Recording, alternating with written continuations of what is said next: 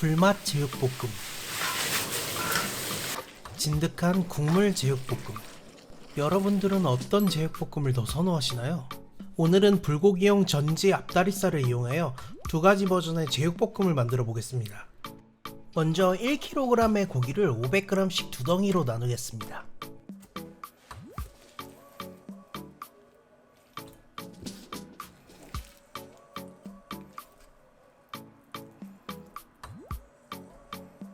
국물이 자작한 제육볶음을 먼저 만들겠습니다. 저희 아버지께서 집에서 자주 만들어 주시던 스타일인데요. 모든 야채와 양념을 넣고 30분 정도 냉장고에 재워준 후 볶아서 만들어 주시면 됩니다. 양파 1개 1cm 정도 크기로 슬라이스해서 넣어줄게요. 대파는 흰쪽 부분으로 사용하시면 좋고요. 한 뿌리 정도 5cm 정도 크기로 잘라서 넣어주세요. 매운맛을 위한 청양고추 3개, 취향껏 넣으시면 됩니다.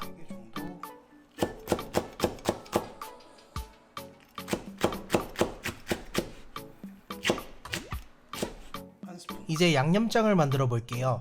화면에 나와 있는 모든 양념장을 고기, 야채와 함께 다 넣으신 후 잘 섞어서 냉장고에 30분만 재워주시면 끝입니다.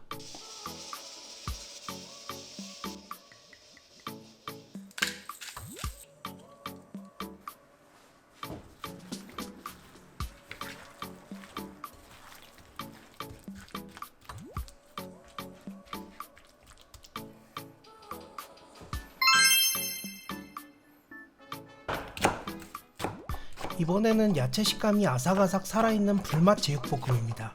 재료는 아까 국물 제육과 같이 양파 1개와 대파 1뿌리를 손질해 줄 건데요. 여기서 한 가지 다른 건 대파를 통대파가 아닌 반으로 잘라서 준비해 줄게요. 깻잎은 마지막에 데코랑 향을 좀 살려주기 위해서 올려놓고,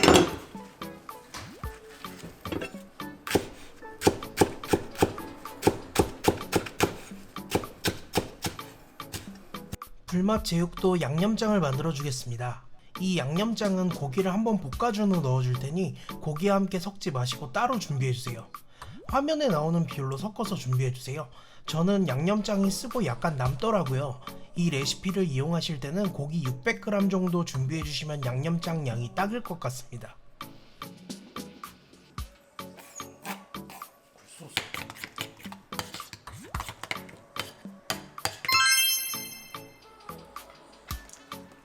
이제 조리를 시작해 보겠습니다.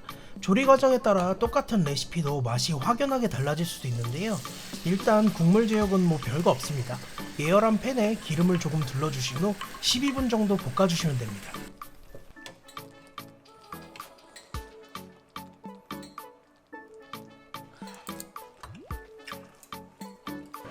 이번에는 웍을 이용한 불맛 제육입니다.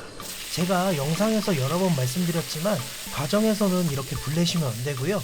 화유라는 불맛 기름을 요리 마지막에 넣어서 사용하시면 됩니다. 웍에 기름을 두르고 유증기가 충분히 올라올 때까지 고기를 넣고 80% 정도 고기가 익었을 때 양념장을 넣어서 수분기가 충분히 사라질 때까지 볶아줬습니다. 마지막으로 야채를 넣고 양파가 살짝 익을 때까지만 웍질을 해서 익혀주면 완성입니다.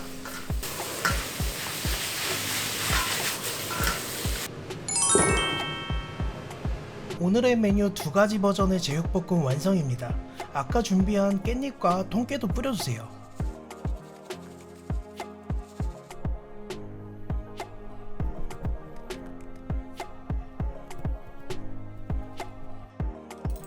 일단 국물 제육의 경우 달짝지근하면서 소스에 밥 비벼 먹기도 좋고 그냥 밥도둑이었습니다.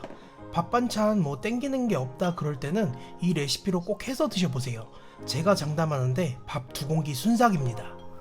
불맛 제육의 경우는 야채들의 식감도 아삭아삭 살아있고 불향도 나서 제가 술은 못 마시지만 소주 한 잔 땡길 것 같은 맛이었습니다. 집에서 흔히 먹을 수 없는 포차에서 먹을 수 있을 것 같은 맛이라고 할까요? 만약 밥 반찬이라면 국물 제육, 술 안주라면 불맛 제육이라고 정리할 수 있을 것 같네요.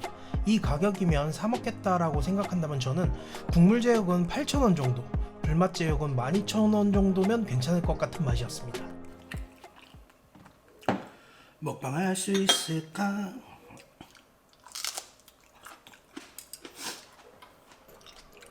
양파가 흐물흐물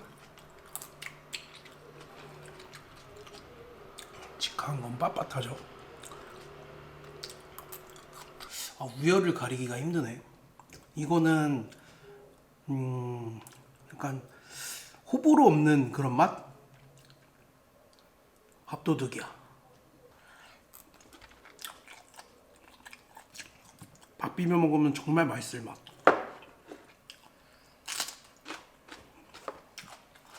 직화는 사실 가정집에서는 해먹을 수 없는 맛이기 때문에 술안주로 약간 술집에서 나올 듯한, 개인적으로 맛이 응축된 듯한 느낌이 들어서 이게 더 맛있긴 해요. 이 두 가지 스타일 중 여러분들은 어떤 제육볶음을 더 선호하시나요? 자, 다리 맛있게 먹겠습니다. 그럼 오늘도 맛있게 먹겠습니다.